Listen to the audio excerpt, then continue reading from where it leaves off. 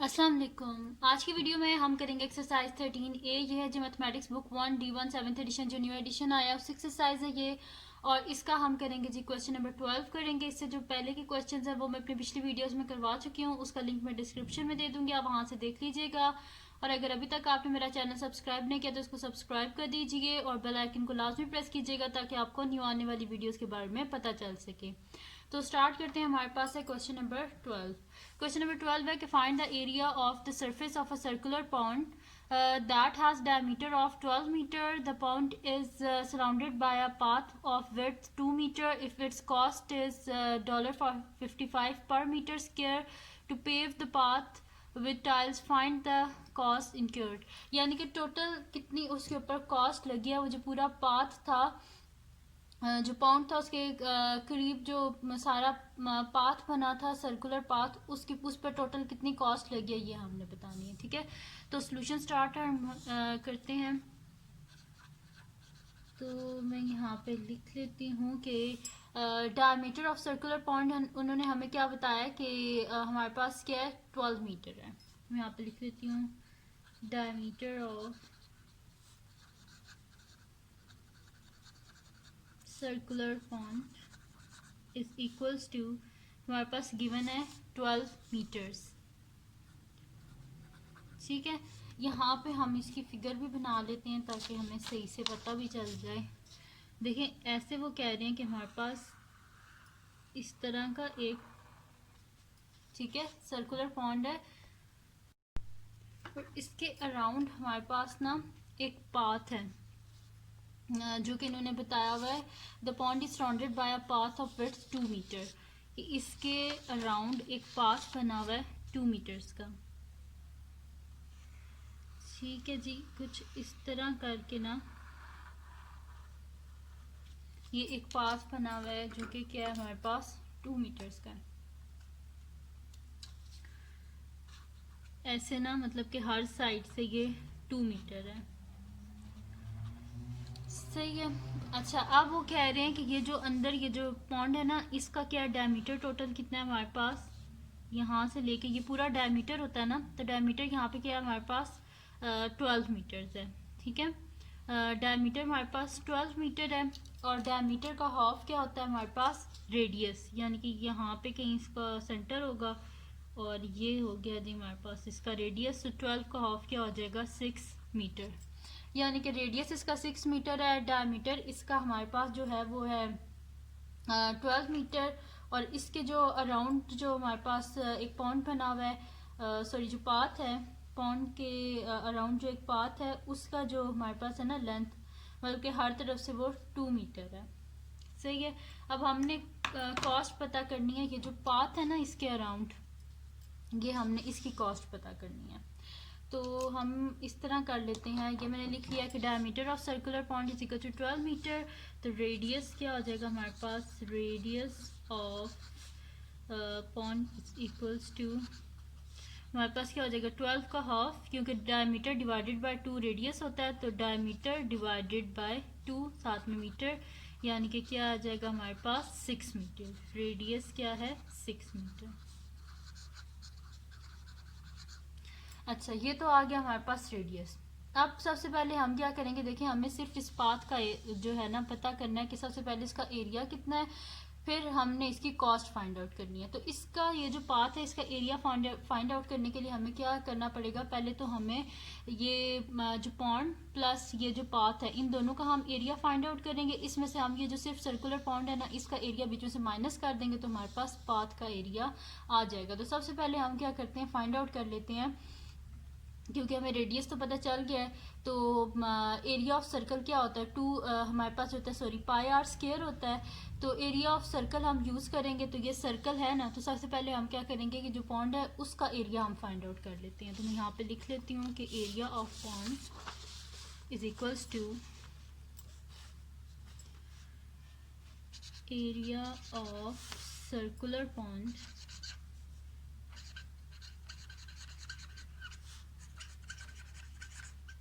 Is equals to, हमारे पास होता है जी पाई आर स्क्वायर। और पाई क्या है हमारे पास, पाई की वैल्यू होती है जी हमारे पास 3.14 लिखते हैं, ठीक है। लेकिन अभी यहाँ पे एरिया हमने फाइंड आउट करना है और इसी एरिया को यूज़ करके हमने इसकी कॉस्ट फाइंड आउट करनी है। इस वजह से यहाँ पे हमें पाई की वैल्यू बिल्कुल एक्यूरेट लिखनी पड़ेगी। तकरीबन जितने ज़्यादा सिग्निफिकेंट फिगर्स तक आप लिखेंगे ना, या डेसिमल पॉइंट्स बोल लें, जहाँ तक आप ज़्यादा लिखेंगे तो इतना एक्यूरेट आपके पास आंसर आएगा, ठीक है। चलिए अभी तो मैं पाई लिखती हूँ ना यहाँ पे। और हमने रेडियस क्या फाइंड आउट किया था, 6। तो रेडियस की जगह लिख देते हैं 6 का स्क्वायर, यानी कि 6 का स्क्वायर क्या होता है 36 इंटू पाई। तो एरिया ऑफ सर्कुलर पॉन्ड हमारे पास क्या है 36 पाई। अब पाई के बीच में पाई की वैल्यू हम सब्स्टिट्यूट कर देते हैं 36। अच्छा, पाई की वैल्यू जो मोस्टली हम लोग लिखते होते हैं 3.14, लेकिन यहाँ पे एरिया है, ठीक है। छोटे छोटे अगर मतलब कि कॉस्ट है ना, तो यहाँ पे क्या होगा कि मतलब कि अगर एक भी पॉइंट ज़्यादा हुआ तो उसके भी पैसे होंगे, यानी कि थोड़ी सी भी जगह ज़्यादा हुई तो उसके भी पैसे होंगे, ठीक है। इस वजह से हमें यहाँ पे ना बहुत बिल्कुल एक्यूरेट जो है हमें यहाँ पे जो है ना करनी पड़ेगी, मतलब कि वैल्यू लिखनी पड़ेगी पाई की। तो इस वजह से हम क्या करेंगे, इसको ज़्यादा डेसिमल पॉइंट्स तक लिख देते हैं ताकि बिल्कुल एक्यूरेट आए हमारे पास। तो अगर आप पाई की वैल्यू एक्यूरेट चेक करना चाहते हैं तो ऐसे शिफ्ट दबाएं और यहाँ पे ये जो होता है ना साइंटिफिक कैलकुलेटर, इसमें ये गिवन होता है, यहाँ पे ये पाई लिखा हुआ है, ठीक है। और शिफ्ट और ये यहाँ पे शायद ये काफ़ी लाइट सा लिखा है, जैसे आपको शायद नज़र भी ना आए, ये जो x10 लिखा हुआ है इसके ऊपर लिखा होता है पाई। तो ये आप दबाएं, इज इक्वल्स टू, ये हमारे पास आ जाएगी जी वैल्यू 3 पाई की जो वैल्यू होती है ये हमारे पास होती है 3.14। हम लोग यहाँ तक से राउंड ऑफ कर देते हैं, लेकिन यहाँ पे क्योंकि ये एरिया है, ठीक है, हम जितना ज़्यादा डेसिमल पॉइंट्स तक लिखेंगे उतना हमारे पास एक्यूरेट आंसर आएगा। तो हम इसे लिख लेते हैं 3.1415 तक, ठीक है। यानी कि पॉइंट के बाद मैंने कितने डिजिट लिख रही हूँ, 5 डिजिट्स लिख रही हूँ, ताकि मेरे पास बिल्कुल एक्यूरेट आंसर आए, ठीक है। तो मैं यहाँ पे लिख देती हूँ इंटू पाई की जगह 3.14159। पॉइंट के बाद मैंने 5 डिजिट्स लिखे हैं, इसको हम मल्टीप्लाई कर देते हैं, ठीक है। मैं यहाँ पे मल्टीप्लाई कर देती हूँ 36 इंटू 3.14159 इज इक्वल्स टू, हमारे पास आ रहा है जी 113.09724। अब जो बुक के एंड में आंसर है, क्योंकि फिर अगर मैंने ये लिख दिया तो आप कहेंगे बुक के एंड में ये नहीं है, तो हम इसे राउंड ऑफ करके लिख देते हैं 113 तक, ठीक है। 113.0 क्या होता है, 113 ही होता है। तो मैं यहाँ पे लिख देती हूँ विच इज इक्वल्स टू 113। और एरिया है तो यहाँ पे मीटर स्क्वायर में, क्योंकि जब हमने स्क्वायर लिया ना 6 मीटर था, तो मीटर का स्क्वायर क्या होता है, मीटर स्क्वायर, यानी कि 113 मीटर स्क्वायर, ठीक है जी। ये आ गया हमारे पास। अब हम क्या करते हैं, फाइंड आउट कर लेते हैं कि जो एरिया ऑफ पाथ क्या होगा। तो area of path find out करने के लिए हमने क्या करना है, सबसे पहले ये जो पूरी मतलब कि ये जो पॉन्ड है इसका और ये जो पाथ है, इन दोनों का एरिया पहले हम फाइंड आउट करेंगे कि टोटल एरिया कितना है, ठीक है। फिर टोटल एरिया में से हम माइनस कर देंगे जो भी हमने फाइंड आउट किया ना, सिर्फ जो पॉन्ड का एरिया हमने फाइंड आउट किया उसको बीच में से माइनस कर देंगे, तो हमारे पास सिर्फ ये जो पाथ है ना इसका एरिया आ जाएगा। तो मैं फिर यहाँ पे लिख देती हूँ सेकंड पार्ट पे, फिर मैं यहाँ पे लिख देती हूँ area of circular pond and path. Area of circular pond and path, यानी कि पूरी जो है ना एरिया, टोटल एरिया वो हम फाइंड आउट करेंगे, ठीक है। Which is equals to, formula वही लगेगा क्योंकि सर्कल है ना दोनों, तो फार्मूला तो वही लगेगा पाई आर स्क्वायर वाला। तो यहाँ पे लिख लेते हैं पाई आर स्क्वायर। तो ये हमारे पास क्या हो जाएगा, यहाँ से हम देख लेते हैं, देखें फिगर में अगर आप देखें तो हमारे पास क्या हो जाएगा, ये है ना रेडियस हमारे पास 6 था, ठीक है। तो रेडियस हमारे पास 6 था और यहाँ पे ये जो हमारे पास है पाथ जो है ये हर तरफ से क्या है 2 मीटर्स का है, ठीक है। तो 6 और ये वाले 2 बीच में ऐड कर दें, 6 + 2 तो क्या हो जाएगा 8, यानी कि रेडियस क्या हो जाएगा हमारे पास 8। टोटल देखिए अगर आप यहाँ पे तो डायमीटर अगर हम इसका करें तो यहाँ वाले 2 भी ऐड होंगे और यहाँ वाला 2 भी। तो 12 प्लस 2 14, 14 प्लस 2 16, 16 का हाफ क्या होता है 8 होता है। ठीक है, तो डायमीटर का हाफ रेडियस तो वैसे कर लें तो भी ठीक है, या फिर 6 प्लस 2 कर लें तो भी ठीक हो जाएगा।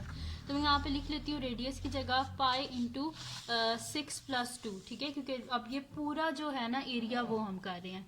तो पाई इंटू 6 प्लस 2 का होल स्क्वायर, यानी कि पाई इंटू 8 का स्क्वायर। 8 का स्क्वायर क्या होता है हमारे पास 64 पाई। ठीक है, ये आ गया हमारे पास area of circular pond and path. अब हमें सिर्फ पाथ का एरिया चाहिए, तो हम यहाँ पे लिख देंगे area of path. Area of path is equals to, हमारे पास क्या आ जाएगा, ये जो टोटल एरिया है ना पॉन्ड का और पाथ का, ये है 64 पाई। इसमें से हम माइनस कर देंगे जो हमने यहाँ पे फाइंड आउट किया था ना, ये देखें एरिया ऑफ सर्कुलर पॉन्ड हमारे पास क्या आया था 36 पाई। ये तो मैंने राउंड ऑफ करके लिख दिया ना, अगर मैं यहाँ पे लिखूंगी मेरे पास एक्यूरेट आंसर नहीं आएगा, इस वजह से हम ये वाली वैल्यू यूज़ करते हैं 36 पाई।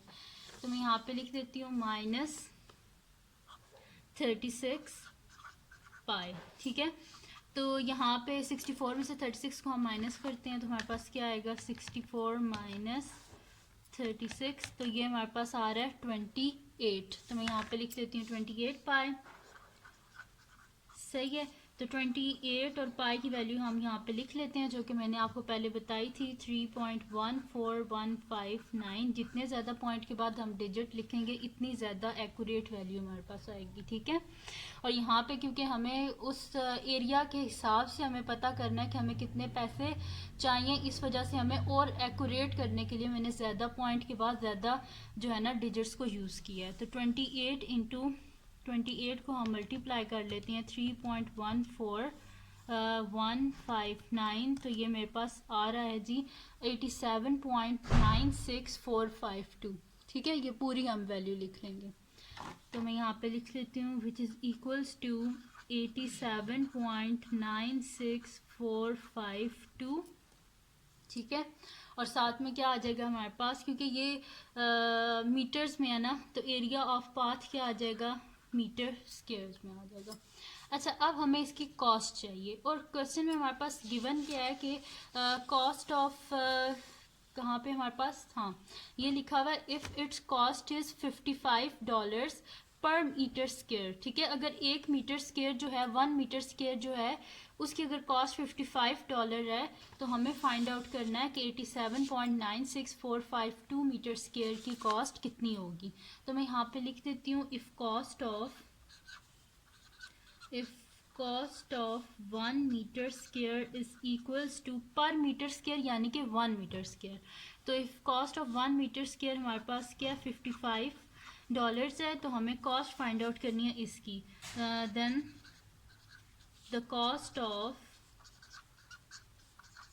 87.96452 metre square is equals to $55 multiply by ये जो एरिया इसको हम लिख देंगे 87.96452। ठीक है, इनको अब हम मल्टीप्लाई कर देते हैं, तो 55 multiply by 87.96452 is equals to हमारे पास आ रहा है जी 4838। ठीक है, 4838.048। तो अगर इसे राउंड ऑफ करूं पॉइंट के बाद तो ये मेरे पास आ जाएगा 05 आ जाएगा। तो मैं यहाँ पे क्योंकि 4 के बाद देखें यहाँ पे हमारे पास क्या 8 है, 4 के बाद 8 है, यानी कि 4 क्या बन जाएगा 5 बन जाएगा। तो ये मेरे पास आ जाएगा 4838.05। ठीक है, डॉलर्स।